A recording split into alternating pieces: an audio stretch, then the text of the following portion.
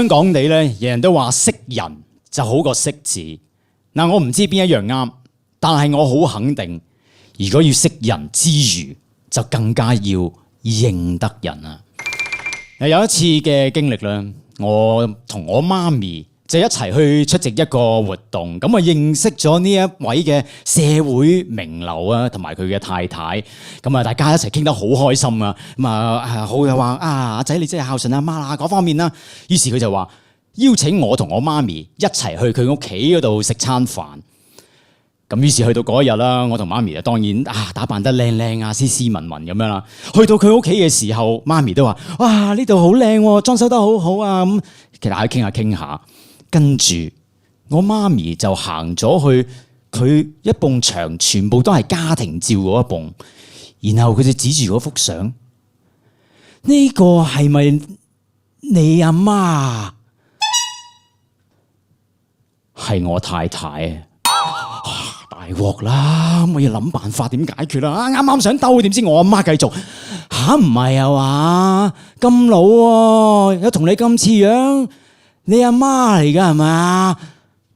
都話係我太太咯。好明顯，我同我媽咪之後冇再見過呢一 pair 嘅夫婦啦。通常好嘢咧先至隔代遺傳，衰嘅嘢咧，即係好似我阿媽啲社交能力咧，就直接遺傳咗喺我度。咁啊有一位嘅歌手佢嘅生日派對邀請我出席，咁於是我搭飛機趕翻嚟香港出席啦，遲咗少少啦。咁當然咧佢哋就會即刻哇呢個就鋼琴王子啊，佢彈琴好叻㗎，編曲又快啊，咁讚一大輪，令到我完全膨脹晒咁樣，坐低喺我張台，望到隔離有位女士。咁既然今晚成晚要同佢一齊坐，同佢傾下偈啦。Hello 你好啊，我係鋼琴王子啊。你好。你做盛行嘅？我唱歌嘅。咦，你唱歌劇啊，定係唱音樂劇啊？我唱流行曲。哎呀，唔係啊嘛，流行曲呢個行業好難打滾嘅喎，好辛苦嘅喎，唔怪之我冇見過你啦。嗱，我話你聽啊，呢一行你一定要識啲咩老闆啊，跟住咧你有好多曝光率啊，嗶啦。總之嗰三幅屁嘅教佢哋點樣喺呢一行生存嘅嘢，成晚就係俾我係咁轟炸佢。跟住影大合照啦，我又話你要出嚟啦，出嚟一齊影，多啲曝光率啊嘛，聽日擺上去社交媒體。總之嗰晚我主導講晒我所有嘅嘢，跟住好滿足咁樣翻到屋企啦。第二朝攞起個電話，開個 Facebook， 琴晚呢位女士佢 at 我，仲有個短信啊，佢話。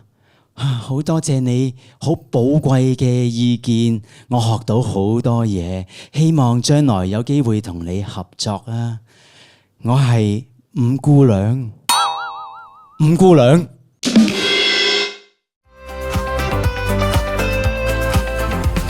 環星流動，娛樂同步。